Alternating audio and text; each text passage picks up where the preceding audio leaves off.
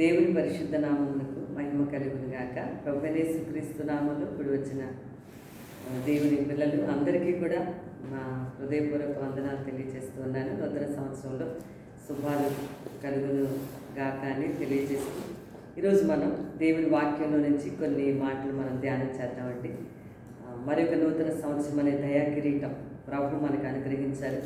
మరి మనది ఒకే ఒక ఈ జీవితంలో దేవుడు మనకి అంటే 2020 ప్రారంభంలో ఎంతోమంది ప్రారంభంగా వచ్చారు, కానీ 21 ప్రారంభంలో చాలామంది ఈ భూమి మీదనే లేకుండా పోయారు. కానీ దేవుని ఉచితమైన కృప కనికరం అండి.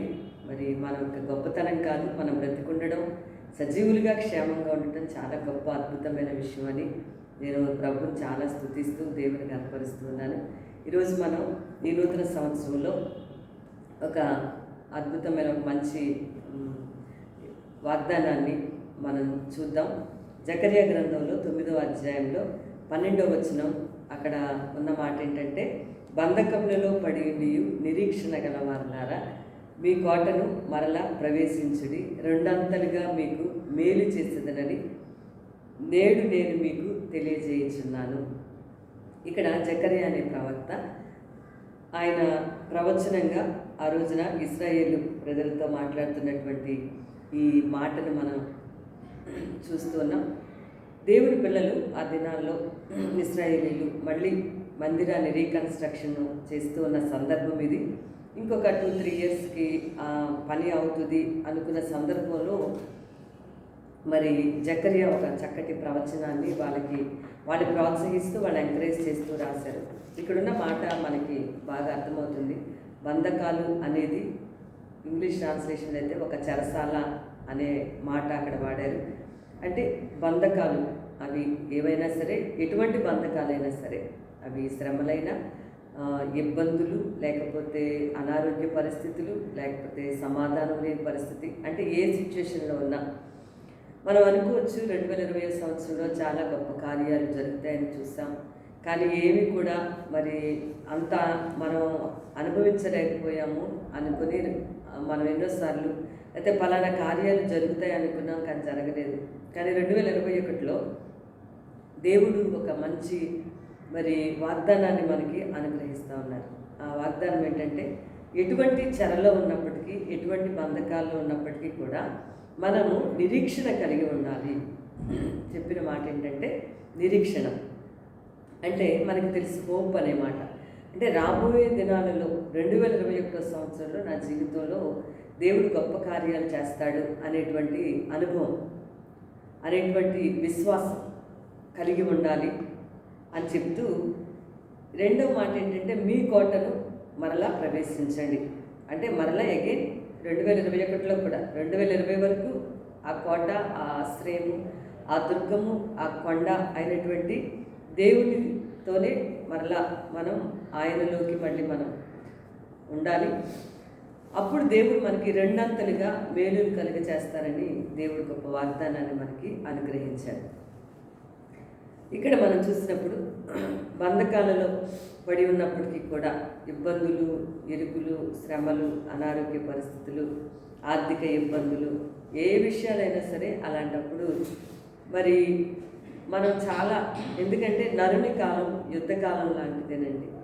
ఎప్పుడూ ఈ జీవితానికి ఏదో ఒక పోరాటం, ఏదో ఒక యుద్ధం, ఏదో ఒక స్ట్రగుల్ అవుతూనే ఉంటాం జీవితంలో.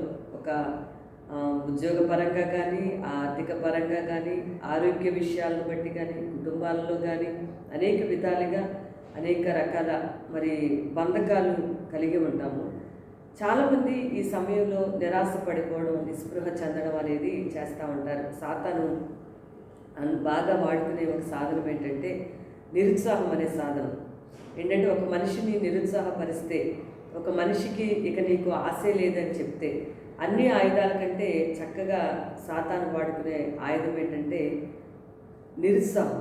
ఇంకా ఏం జరుగుతుంది, నాకు ఇంకెప్పుడు అవుతుంది, ఇంకా ఈ సమస్యలు ఎప్పుడు పోతాయి, లేకపోతే ఈ నాలోనే ఈ బలహీనత, ఈ అవిధేయత, ఈ పాపం ఎప్పటికీ నేను విడిచిపెట్టగలను, లేదంటే పలానా కార్యం జరుగుతుందని అనుకున్నాను కానీ నాకు అవ్వలేదు, ఇట్లా రకరకాలుగా మరి అనేక రకాల బంధకాలతో మానవ జీవితం ఉంటారు.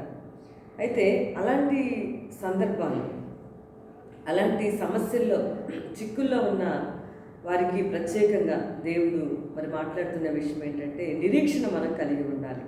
నిరీక్షణ కలిగి ఉండాలంటే రాబోయే రోజుల్లో దేవుడు మనకి మేలు చేస్తాడని. సహజంగా మన 31st నైట్ ఇయర్ ఎండింగ్లో ప్రామిస్ కార్డ్స్ తీసుకుంటూ ఉంటాం. అంటే మనకి నిరీక్షణ అనేది గొప్ప విశ్వాసాన్ని కలిగి ఉండే ఆ మాట గురించి నేను చెప్తున్నాను.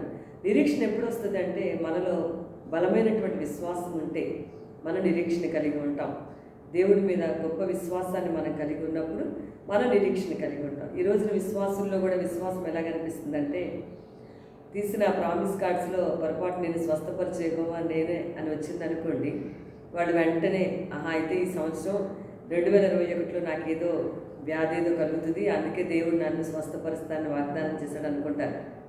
నేను నీకు తోడే ఉంటాను అని అంటే మనుషులు ఏమనుకుంటారంటే, అందరూ నన్ను విడిచిపెట్టేస్తారనమాట, అయితే నాకేవో కష్టాలు వస్తే దేవుడు నాకు తోడుకుంటారని. ఇలా అంటే ఎంత అందుకే యేసుప్రభు కూడా విశ్వాసంలో నేను విశ్వాసాన్ని కనుగొందునా అని చెప్పి ఆయన మాట్లాడారు. మన విశ్వాసం అనేకసార్లు అనేక మందిలోకి ఇట్లా ప్రయాణం చేస్తాం, కానీ వాక్యాన్ని వాక్యంగానే మనం నమ్మడం అనేది దేవుని వాక్యం. విశ్వాసం లేకుండా దేవుని నమ్మడం అనేది, మరి దేవునికి ఇష్టంగా ఉండటం అనేది అసాధ్యమని దేవుని వాక్యంలో రాయబడింది. కాబట్టి నిరీక్షణ అనేది ఎప్పుడు కలుగుతుందంటే, మన హృదయాల్లో దేవుని మాటల పట్ల గొప్ప విశ్వాసాన్ని కలిగి ఉంటే, ఎప్పుడు మనకి అన్నీ కంఫర్ట్గా మంచిగా వెళ్ళిపోతున్నప్పుడు జీవితం, అప్పుడు మనం విశ్వసించడం దాంట్లో గొప్ప విషయమేం కాదు. కానీ బంధకాల్లో ఉన్నప్పుడు మనం విశ్వాసాన్ని కలిగి ఉండటం, నిరీక్షణ కలిగి ఉండటం, అంటే దేవుడు నాకు సహాయం చేస్తారు, 2021లో ఆయన నాకు తప్పక సహాయం చేస్తాడనే బలమైనటువంటి నిరీక్షణ కలిగి ఉన్నప్పుడు, విశ్వాసం కలిగి ఉండాలి. ఇంకొక మాట ఏంటంటే, మీ కోటను మరలా ప్రవేశించిన కోట మనందరికీ తెలుసు, మన కొండ సమస్తం కూడా ఆయనే. ఆ దేవాది దేవుడు, సృష్టికర్త అయిన దేవుడు ఆ కోటను, ఇంతకుముందు ఆ కోటలో ఉన్నాం మనం, మరలా కూడా మళ్ళీ ఆ కోటలోకి ప్రవేశించాలి. ఈ సంవత్సరం కొత్తగా వచ్చింది అని అనుకోకండి. మన జీవితంలోనే మనం కొత్తగా మన యొక్క జీవితాన్ని దేవునికి ఇష్టంగా నూతన సృష్టిగా మనం ఉంచుకోవాలి. ఆ కోటలోకి, ఆ కొండ మన ఆశ్రయదుర్గమైన ఆ దేవాది దేవుడులోకి మళ్ళీ మనం ఆయన కలిగి ఉండాలి. అప్పుడు రెండంతలుగా మీకు మేలు చేస్తానని, రెండంతల మేలు, డబుల్ పోర్షన్ బ్లెస్సింగ్స్ దేవుడు ఇస్తానని వాగ్దానం చేశారు. దేవుడు బిడ్డలారా, ఒక కండిషన్ ఉంది చూసారా. మనము చాలాసార్లు ఇక్కడ రెండంతల మేలు అనే మాట గురించి మాట్లాడుతూ ఉంటాం.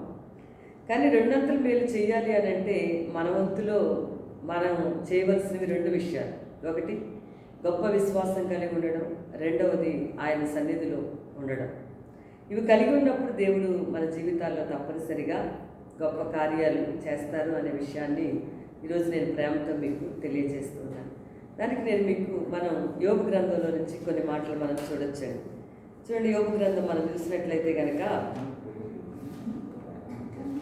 యోబు గ్రంథంలో యోబు యొక్క జీవితం ఎంత బంధకాల్లో ఉందో మనం చూడొచ్చు కదండి. చాలా భయంకరమైనటువంటి బంధకాలు. చెప్పాలంటే అప్పుడు మరి ఆయన గురించి అతను ఏమైనా తప్పు చేశాడు, పాపం చేశాడు, లేకపోతే ఏదో అవిధేయతలో పడి ఉన్నాడు కదా, అందుకే చెప్పి శోధన వచ్చింది, అట్లా బంధకాల్లోకి వెళ్ళిపోయాడని అనుకోవచ్చు. ఎన్ని బంధకాలు ఉన్నాయి అతనికి? అన్నీ పోగొట్టేసుకున్నాడు.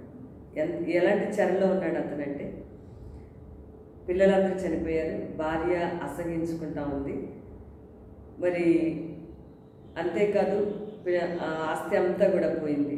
కానీ ఈయన గురించి సాక్ష్యం, యథార్థవంతుడు, న్యాయవంతుడు, దేవుని యందు భయభక్తులు కలిగి చెడుతనాన్ని విసర్జించిన వాడని ఫస్ట్ లైన్లోనే రాస్తుంది. మరి యోగ కాలంలో అప్పటికి ఇంకా ధర్మశాస్త్రం లేకుండా కూడా ఆయన ఇలాంటి వ్యక్తిత్వాన్ని కలిగి ఉన్నారంటే, దేవుని యొక్క పరిశుద్ధ గ్రంథాన్ని కలిగి ఉన్న మనం ఇంకెంతో మంచిగా జీవించడానికి ఎలా ఉండాలనే గైడెన్స్ దేవుడు మనకి అనుగ్రహించారనే విషయాన్ని నేను మీకు తెలియజేస్తాను. యోబు 1వ అధ్యాయంలో భయంకరమైన చెర, లేకపోతే భయంకరమైన బంధకాలు అన్ని విధాలుగా. ఇప్పుడు ఒక మనిషి జీవితంలో చూస్తే ఏదైనా 1-2 విషయాల్లో వాళ్ళకి ఇబ్బందులు, ఇరుకులు ఎదురవచ్చు. కానీ యోబులాగా అన్ని కోణాల్లో కూడా యోబుకి ఇబ్బంది అనేది మనం ఇక్కడ చూస్తున్నాం. పోనీ ఆస్తి పోతే పోయింది, పిల్లలు ఉంటే వాళ్ళని ఇంకేదైనా సంపాదించుకోవచ్చు తర్వాత అని ఆయనకు హోప్ ఉండదు. అటువైపుది కూడా లేదు. ఇంకా అంతేకాదు శరీరంలో అతనికి భయంకరమైన వ్యాధి కూడా వచ్చింది. కానీ అధ్యాయం చివరిలో ఎంత గొప్ప విశ్వాసాన్ని ప్రకటిస్తున్నాడంటే, అంటే ఆ బంధకాల్లో ఉండి కూడా యెహోవా ఇచ్చెను, యెహోవా తీసుకొని పోయాను, ఆయన నామానికి స్తుతి కలుగును గాక అని చెప్తూ దేవుని వాక్యంలో ఆయన మాట్లాడుతున్నాడు. దేవుడు బిడ్డలు ఈరోజు 2021 సంవత్సరంలో మనం ఖచ్చితంగా బంధకాలు అనేవి, లేకపోతే సమస్యలు అనేవి, శ్రమలు అనేవి ఏ విధంగానైనా సరే ఒకవేళ మనం ఆ మార్గాల్లో క్రమశిక్షణలో పెట్టడానికి కానివ్వండి, శిక్షణ ఇవ్వడానికి కానివ్వండి, లేకపోతే మనకి పాఠాలు నేర్పించడానికి ఏ విధంగా అయినా తీసుకోండి, అలా వచ్చినప్పుడు యోబు ఎంత నిరీక్షణ కలిగి ఉన్నాడో, అంతేకాదు ఆ కోట కొండ అయినటువంటి ఆయనను ఎలా స్తుతిస్తూ ఉన్నాడో, ఆయనలో ఆయన సన్నిధిలో ఎలా ఉన్నాడో ఆ అధ్యాయంలో మనం చూస్తాం. 19వ అధ్యాయం ఇంకా చాలా ఆయన మాట్లాడారు, కానీ కొన్ని పాయింట్స్ చూద్దాం. 19వ అధ్యాయంలో మరి 25వ వచనంలో, 13వ వచనంలోనేమో తన యొక్క సహోదరులు అందరూ దూరం అయిపోయారు, బంధువులు దూరం అయిపోయారు, ప్రాణ స్నేహితులు కూడా దూరం అయ్యారు, పనివారు కూడా తన కొత్తగా చూస్తున్నారు అంటున్నాడు. అలా తనకున్న బాధ అంతా, వాళ్ళు చిన్న చిన్న పిల్లలు కూడా దోషంలో పలుకుతున్నారు ఇతని మీద అని అంటూ ఉన్నారు. అంటే తన స్థితిగతులు, అంటే ఒంటరి వాడైపోయాడు అనమాట. ఎవరు కూడా తన యొక్క మరి అంతకుముందు ఉన్నవారు ఎవరు కూడా ఇప్పుడు తనతో పాటు లేరు. మీరు 13వ వచనం నుంచి చదివితే 19వ అధ్యాయంలో అవన్నీ కూడా ఆయన రాశారు. కానీ అలాంటి బంధకాలలో కూడా ఇంకా చివరికి ప్రాణ స్నేహితులు కూడా అతన్ని విడిచిపెట్టేశారన్నారు. అంత బంధకాలు, అంత ఘోరమైన పరిస్థితి యోబు జీవితంలో వచ్చినప్పటికీ దేవుని బిడ్డలారా, ఆయన 25వ వచనంలో ఎంత చక్కటి మాట మాట్లాడాడంటే, అయితే నా విమోచకుడు సజీవుడని, ఆయన భూమి మీద నిలిచినని నేను ఎరుగుదును అని అన్నాడు. ఎంత అద్భుతమైన విషయం అండి. అసలు అంత కష్టం వచ్చినప్పుడు దేవుని మీద గొప్ప విశ్వాసాన్ని ఆ వచనాలు చదువుతుంటే, నా విమోచకుడు అంటే నన్ను విమోచించే ఆయన నా రెడీమర్, సజీవుడు ఆయన బ్రతికే ఉన్నాడు, ఆయన భూమి మీద నిలిచినని కూడా నాకు తెలుసు. అంటే ఎంత విశ్వాసాన్ని ప్రకటిస్తూ ఎంత నిరీక్షణ కలిగి ఉన్నాడో మనం యోబు జీవితంలో నుంచి మనం నేర్చుకుందాం. ఇంకా అట్లా మాట్లాడుతూ అనేక రకాల మరి వాళ్ళ స్నేహితులు వచ్చారు, అనేక రకాలుగా వచ్చారు. ఇంకా 42వ అధ్యాయంలో ఏమన్నాడంటే ఆయన, నువ్వు ఇంకా ఇంకా ఎంత నిరీక్షణ ఉందో చూడండి. అంటే టైము చివరికి వచ్చేసింది, చివరి అధ్యాయాల్లోకి వచ్చామంటే చాలా రోజులైపోయింది కదా. అక్కడ 42వ అధ్యాయం, నువ్వు సమస్తము చేయగలవని, నీవు ఉద్దేశించింది ఏది నిష్ఫలం అనేది కానేరదని నాకు బాగా తెలుసు అన్నాడు. ఈరోజు అంటే సమస్యలు వచ్చిన ప్రారంభంలో నా దేవుడు చూసుకుంటాడులే, దేవుడు సహాయం చేస్తాడు అనుకోవడం సహజం. అవి ఇంకా తీవ్రమైపోతూ ఉన్నాయి. ప్రాణ స్నేహితులు దూరం అయ్యారు, వచ్చిన స్నేహితులేమో ఇతని ప్రాణం తీసేటట్లుగా మాట్లాడుతున్నారు. అయితే ఇంకా విశ్వాసం పెరిగింది అన్నమాట, నిరీక్షణ కూడా పెరిగింది. నువ్వు సమస్తము చేయగలవు, నీవు ఉద్దేశించింది ఏది కూడా నిష్ఫలం అనేది కాదని. అసలు ఏమన్నాడంటే, ఇంకా నన్ను నేను ధూళిలోను బూడిదలోను పడి నన్ను నేను అసహించుకుంటున్నాను అని చెప్పి యోబు తన యొక్క నిరీక్షణ ప్రదర్శిస్తూ ఉన్నాడు. ఈరోజు దేవుని బిడ్డల మన జీవితాల్లో శ్రమ రాకమునుపు మామూలుగా విశ్వాసం అంటే మంచి కార్యాలు జరుగుతున్నప్పుడు మంచిగా వెళ్తారు. ఏదైనా ఇబ్బంది వచ్చిన వెంటనే ముందు నోటికే పని చెప్తారన్నమాట, ముందు నోటిని వాడేస్తూ ఉంటారు. మనం నోటితో మాట్లాడుతున్న మాటను దేవుడు సఫలం చేస్తూ ఉంటాడు. అదే పనిగా అలాగే మాట్లాడుతూ ఉంటే ఏదైతే మాట్లాడతామో అది సఫలం అవుతూ ఉంటుంది. కాబట్టి చాలా జాగ్రత్తగా, అప్పుడు నోరు తెరిచినప్పుడు చాలా జాగ్రత్తగా నోరు తెరవాలి. అందుకే దావీదు లాంటి భక్తులు కూడా ఏమన్నారంటే, భక్తిహీనులు నా కంటపడగా నేను మౌనంగా ఉన్నానన్నాడు. జాగ్రత్త, పరిస్థితులు సరిగ్గా లేనప్పుడు నోటిని వాడటం జాగ్రత్తగా ఉంచుకోవాలి. అందుకే ఎంత జాగ్రత్తగా ఉంచుకోడంటే ఆయన అప్పుడు కూడా చెప్తున్నాడు, నువ్వు సమస్తం చేయగలవు, నీ ఉద్దేశించింది ఏదో నిష్ఫలం అనేది కాదు. ఇంకా 42వ అధ్యాయం 10వ వచనంలో చూస్తే, ఒకటి నిరీక్షణ కలిగి ఉన్నాడు. రెండవది ఏంటంటే ఆయన ఆ కోట కొండ ఆశ్రయ దుర్గమైనటువంటి ఆయనకు ప్రార్థన చేశాడు. తన స్నేహితుల కొరకు ప్రార్థన ఆయన చేశాడు. అంటే దేవుని సన్నిధిలో మనం కూడా ప్రార్థన అనేది చేయాలి. ప్రార్థన చేయకుండా మనం ఎంత సమయాన్ని, అంటే ప్రేయరు అనేటప్పటికీ ఈ విషయం మీరు జాగ్రత్తగా మీరు ఆలకించాలండి. ప్రార్థన అనేది మనం లాస్ట్ ఆప్షన్ కింద తీసుకుంటాం. ఎక్కువ మందిలో చూస్తున్నది ఇదే. అంటే అందరికీ చెప్పిన తర్వాత, అందరికీ కూడా తెలియజేసిన తర్వాత, అంటే వీళ్ళు ప్రార్థన చేయరు. మనం మొట్టమొదటి స్థానాన్ని మొట్టమొదటిగా ప్రార్థనకి మనం ఇవ్వాలి. ఎవరైనా ఏదైనా ఫంక్షన్కి పిలిచామనుకోండి, లేదా ప్రేయర్కి పిలిచామనుకోండి, ఆ రావడానికి అవదంటే అయితే అట్లీస్ట్ ప్రార్థన చేయండి అని. సరే, ఇంకా అట్లా అంటే ప్రాధాన్యత అన్ని ట్రయల్స్ వేస్తూ ఉంటారు, అన్ని వైపులకి అన్ని దిక్కులకి చూస్తూ ఉంటారు. అన్నీ చూసి అన్నీ అయిన తర్వాత ఇంకేం చేస్తాం లేండి ప్రార్థన చేద్దాం అంటూ ఉంటారు. అలా కాదు, ముందే ప్రార్థన చేయాలన్నమాట. ముందుగానే ప్రార్థన అనేదాన్ని, అందుకే యాకోబు చాలా చక్కటి మాట ఆయన రాస్తూ, ఎవరికైనా శ్రమ సంభవించినా వాడు ప్రార్థన చేయాలి. ఇతరుల ప్రార్థన అనేది నీకు సపోర్ట్ వర్కే, కానీ ఎవరికి వారు కూడా ప్రార్థన చేయటం అనేది మనం ఇంకా బలంగా ప్రార్థన చేయటం అనేది మనం నేర్చుకోవాలి. ఒక పెద్ద మ్రానుని బలంగా కొట్టడానికి కూరగాయలు కట్ చేసే కత్తిని, నైఫ్ని కనుక వాడితే ఎంత నవ్వుతాం మనం చూసి. దాన్ని ఒకవేళ చూసాం మనకి ఇలాంటి సీన్ని, ఆ వ్యక్తి ఏంటి అంత పెద్ద మ్రాన్ని కూరగాయలు కట్ చేసే కత్తితో, ఆ చాకుతో ఎన్ని రోజులు కట్ చేస్తాడని నవ్వుతాము. మరి దేవుడు మన గురించి ఏమనుకుంటాడు అంటే, అంత పెద్ద సమస్య ఎక్కువైనప్పుడు ప్రార్థనా స్థాయిని కూడా మనం పెంచేవారంగా ఉండాలి. అలా చిన్న చిన్నగా ప్రార్థనలు చేసి నైస్గా చేస్తే కాదు, కానీ విరిగి నలిగిన మనసుతో దేవుని సన్నిధిలో ఆ పరిస్థితి అంతటిని పెట్టి పట్టు వదలకుండా ఆ కార్యం దేవుడు చేసే వరకు కూడా ప్రార్థన చేసినప్పుడు దేవుడు యోబుకు మరలా యెహోవా దానికంటే 2 అంతలు అధికంగా యెహోవా అతనికి దయచేశాడని వాక్యం రాసి, 2 అంతలుగా దేవుడు అతన్ని ఆశీర్వదించాడు. ఎంత గొప్ప కరెక్ట్గా ఎగ్జాంపుల్ ఈయన లైఫ్ స్టైల్ సరిపోతుంది.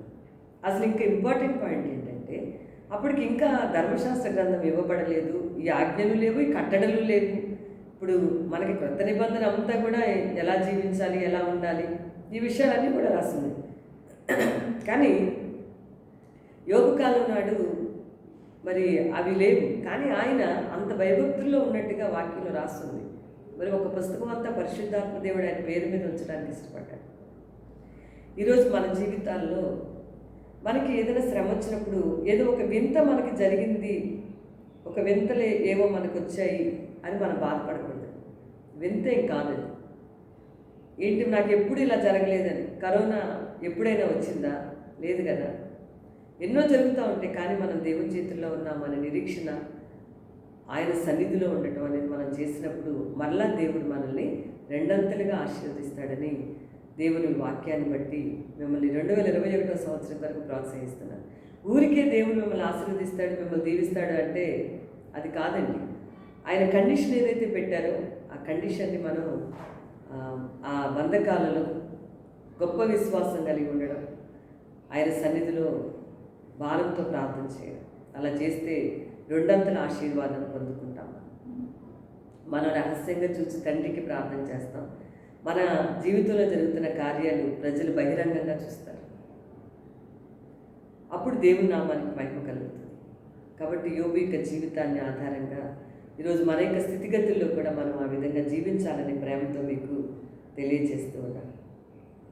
అంతేకాదు, మరి ఇంకా మరొక వాక్యాన్ని మనం చూద్దాం. యెషయా గ్రంథం 61వ అధ్యాయం 7వ వచనంలో కూడా, యెషయా గ్రంథంలో 61వ అధ్యాయం 7వ వచనంలో ఒక మాట రాస్తుంది. మనం చాలాసార్లు చదివే వాక్యమే. అక్కడ ఏమని రాస్తుందంటే, మీ అవమానమునకు ప్రతిగా రెట్టింపు ఘనత పొందుకుంటారు. ఆ మాటలు రాస్తున్నాయి 61:7, ఐజయా 61 చాప్టర్ 7th verse రాసిన మాట ఏంటంటే, మీ అవమానమునకు ప్రతిగా రెట్టింపు ఘనతను పొందుకుంటారు, నిందకు ప్రతిగా తాము పొందిన భాగమును అనుభవించెదరు. వారు అనుభవించి వారు సంతోషించెదరు. వారు తమ దేశంలో రెట్టింపు భాగములకు కట్టలగుదురు. చూడండి, రెండంతలుగా రెట్టింపు అన్నమాట. ఉన్నదానికంటే ఇంకా డబల్ పోర్షన్. నిత్యానందము వారికి కలుగును. ఎప్పుడు కూడా వారు నిత్యము ఆనందించేవారుగా ఉంటారని వాక్యంలో రాసు. ఎప్పుడు అలా జరుగుతుంది మనకి? చూడండి, ఎన్నోసార్లు అవమానపరచబడతాం. కుటుంబాలలో, బంధువుల మధ్య, స్నేహితుల మధ్య, కాలేజీలో, ఆఫీసెస్లో, సమాజంలో అవమానం ఎదురవుతూ ఉంటుంది. నిందలు పడతా ఉంటాయి. ఇంకా వీటి నుంచి ఇంకెవరు తప్పించుకోలేండి. అందరూ ఈ దారిలో నడుస్తూనే ఉంటారు. ఏదో ఒక సందర్భంలో జీవితంలో ఇవి పడతానే ఉంటాయి. అయితే దేవుడు అంటున్నాడు, రెట్టింపు ఆశీర్వాదం ఇస్తారు, రెట్టింపు ఘనత కలుగుతుంది అంటున్నాడు. ఎప్పుడు మనకి కలుగుతుందంటే 61వ అధ్యాయం 3వ వచనంలో ఆ పాయింట్ రాస్తుంది. సియోన్లో దుఃఖించు వారికి. ఎవరికి అలాగా జరుగుతుంది అంటే సియోన్లో దుఃఖించే వారికి. బైబిల్ ఏం రాస్తుందంటే సియోన్లో నిర్విచారంగా ఉన్న వారికి శ్రమ అని రాస్తుంది కదండి. సియోన్లో అంటే దేవుని పరిచర్య పట్ల, దేవుని యొక్క సన్నిధి పట్ల, దేవుని రాజ్యం పట్ల విచారం లేకుండా ప్రార్థించి కన్నీరుని విడిచి ప్రార్థించే ఆ విచారం లేని వారికి శ్రమ. అంతేగాని ఊరికనే బాధపడుతూ ఉండడం దేవుడి ఉద్దేశం కాదు. ఎందుకంటే ఎప్పుడూ ఆనందంగా ఉండాలని వాక్యంలో రాస్తుంది. సియోన్లో నిర్విచారంగా ఉన్న వాళ్ళకి శ్రమ అన్నారు. అందుకనే విచారము అంటే ఏంటంటే మన సొంత విషయాల గురించి మనం అలా విచారపడి దుఃఖపడిపోయి భూ సంబంధమైన విషయాలు, శరీర సంబంధమైన విషయాల గురించి దుఃఖపడితే అది త్వరగా మరణంలోకి నడుస్తాం.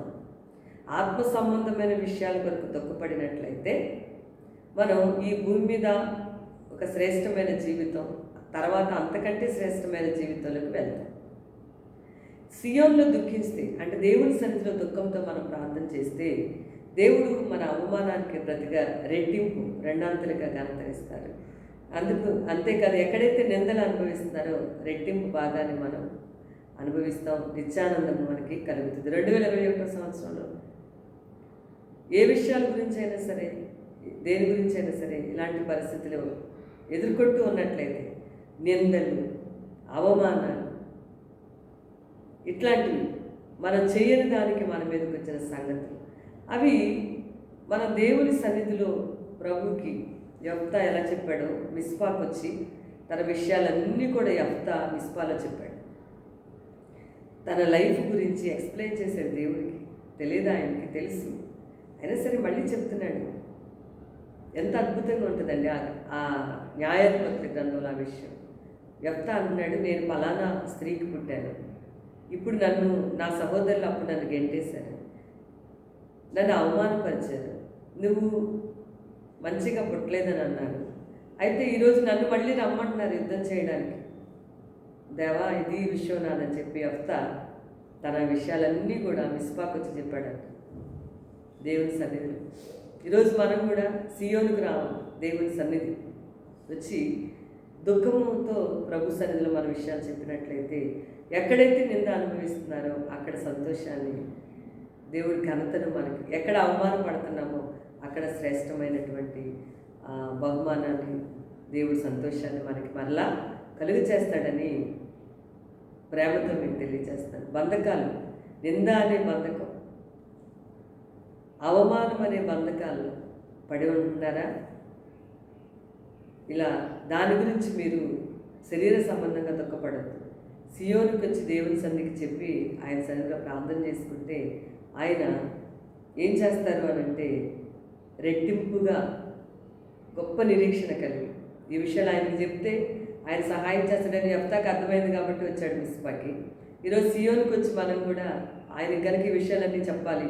మనం ఎవరికైనా మంచి ఫ్రెండ్కి చెప్పాలి, లేకపోతే మా అమ్మకి చెప్పాలి అని ఎట్లా అనుకున్నాం, నా విషయాలని చెప్పాలని అలా మన విషయాలని దేవుడికి చెప్తే తప్పక ఎవ్వరూ లేకపోయినా సరే దేవుడు నీకు తోడుగా ఉండి తప్పకుండా రెట్టింపు ఘనతనిస్తాడు. మరి ఇంకొక అద్భుతమైన మాట మనకు తెలిసి ద్వితీయోపదేశకాండం 28వ అధ్యాయంలో 2021 సంవత్సరంలో ఇప్పుడు దాకా మనం రెట్టింపు ఘనత చూసాము. అయితే మనం ఇంకా గొప్పగా దీవించబడాలి అనే ఆశ మనం కలిగి ఉంటాం 2021లో. ఇంతకుముందులా కాకుండా ఈ సంవత్సరం దేవుడు మమ్మల్ని దీవించాలి అని అనుకుంటుంటాం కదండి. ఇంకా గొప్పగా అన్ని విషయాలు అన్నిటికంటే ఎక్కువగా 28 ఏం రాస్తుందండి, నీవు 14 వచనం చూస్తే అక్కడ కింద వచనాల్లో యెహోవా నిన్ను తలగా నియమించడు కానీ తోకగా నియమించడు, నీవు పైవాడవుగా ఉండవు కానీ క్రిందవాడవుగా ఉండవు. ఇంకా అంటే మొదటి వచనం స్టార్టింగ్ 14 వచనం వరకు మొదటి వచనాన్ని ఒక్కటి మనం చేస్తే, మొట్టమొదటి వచనాన్ని మనం పాటిస్తే, విశ్వాసం కలిగి ప్రార్థన చేస్తే, అంటే ఇక్కడ మనం మొదటి వచనాన్ని పాటిస్తే 14వ వచనం వరకు నా ఆశీర్వాదాలు మన సొంతం అవుతాయి. కండిషన్ ఉందండి దీనికి కూడా. ఏంటి అని అంటే, ముందు నీ దేవుడిని యెహోవా మాటను శ్రద్ధగా విని తర్వాత ఏ ఆజ్ఞలు ఏ కట్టడలు అయితే ఇవ్వబడ్డాయో వాటిని అనుసరించి నడుచుకుంటే భూమి మీద ఉన్న సమస్త జనుల కంటే నిన్ను హెచ్చింపబడాలి. అందరికీ కోరిక ఆశీర్వదింపబడాలి, అందరికీ మంచిదే, చక్కటి ఆలోచనలు అన్నీ కూడా. అయితే ఒక కండిషన్ ఉంది దానికి కూడా. నువ్వు నీ దేవుని మాట శ్రద్ధగా విని దేవుని మాట ప్రకారం జీవిస్తే నీవు తలగా ఉంటావు కానీ తోకగా ఉండవు. ఇంకా ముందు వచనాలన్నీ కూడా ఆశీర్వాదాలు. ఆ మొదటి వచనాన్ని పాటిస్తే 14వ వచనం వరకు ఉన్న ఆశీర్వాదాలు మన సొంతం అవుతాయి. ఆ కండిషన్ని వదిలేసి మొత్తం 2వ వచనం నుంచి 14వ వచనం వరకు చదువుకునే ఏం ప్రయోజనమే ఉండదండి. ఖచ్చితంగా ఉండదు. క్రైస్తవ జీవితం అనేది మనం అంటే మన ఇష్టం వచ్చినట్లుగా దేవుడు దయగలిగిన వాడు, కనికరం కలిగిన వాడు అంతనన్నా తెలుసు, న్యాయవంతుడని కూడా తెలుసుకోవాలి కదా. అన్యాయస్తుడు కాదు, ఆయన కట్టలను పాటించే వారికి ఆయన మేలు చేస్తాడని. ఈరోజు మన జీవితంలో జకర్యా గ్రంథంలో రాసిన 2021 సంవత్సరంలో మనకి రెట్టింపు దీవెన, సమస్త జనముల కంటే ఎక్కువ దీవెన కలగడం కొరకు ఏ విధంగా ఉండాలో ఆ కండిషన్స్ని జాగ్రత్తగా గుర్తుపెట్టుకోవాలి. అందుకే పౌలు గారు హెబ్రీయులకు రాస్తూ చిక్కులు పెట్టి పాపములను విడిచిపెట్టి, చిక్కులు పెట్టే పాపాలు ఎందుకు వీటిని పాటించలేకపోతున్నాం, ప్రార్థన చేయలేకపోతున్నాం, లేదంటే విశ్వాసం ఎందుకని కలిగి ఉండలేకపోతున్నాం, ఎందుకు బలహీన క్షణాల్లో అవిశ్వాసం ఎందుకు వస్తుంది హృదయాల్లో? ప్రాణం పెట్టిన ఆయన, మళ్ళీ వస్తాను తీసుకెళ్తానని చెప్పిన ఆయన ఎందుకు మనం నమ్మలేకపోతాం? కాబట్టి జాగ్రత్తగా 2021లో చిక్కులు పెట్టే పాపాలని విడిచిపెట్టేసి విశ్వాసములకు కర్త, దాన్ని కొనసాగించి ఆయన వైపు చూస్తే పరుగు పందెంలో ఓపికతో మనం పరిగెత్తాలి. ఒక కుక్క ఒక కుందేలుని ఏం చేస్తుందంటే తరుగుతూ ఉందన్నమాట. బాగా ఆకలేస్తుంది, తినేద్దాం. సరే ఇంక పరుగు తీస్తూ ఉంది కుక్క, ఇంకా కుందేలు కూడా చాలా పరుగు తీస్తాం.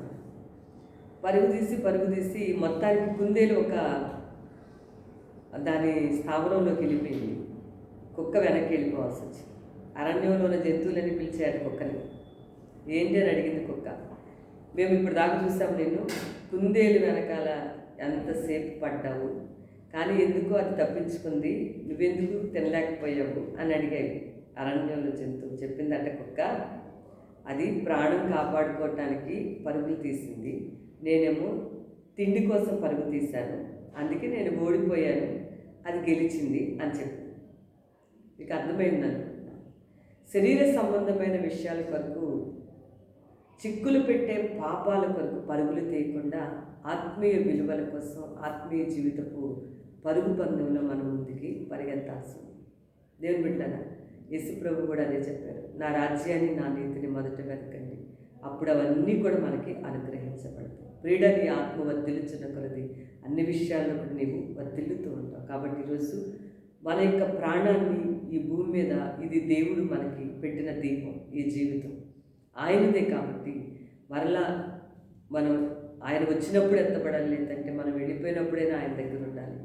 ఆ విధమైన శ్రేష్టమైనటువంటి జీవితం, రెట్టింపు ఆశీర్వాదం కలిగిన జీవితంగా, అందరికంటే హెచ్చుగా దీవించబడే జీవితంగా 2021 సంవత్సరం మనందరికీ ఉండాలని ప్రేమతో తెలియజేస్తూ నా మాటలు ముగిస్తున్నాను. God bless you.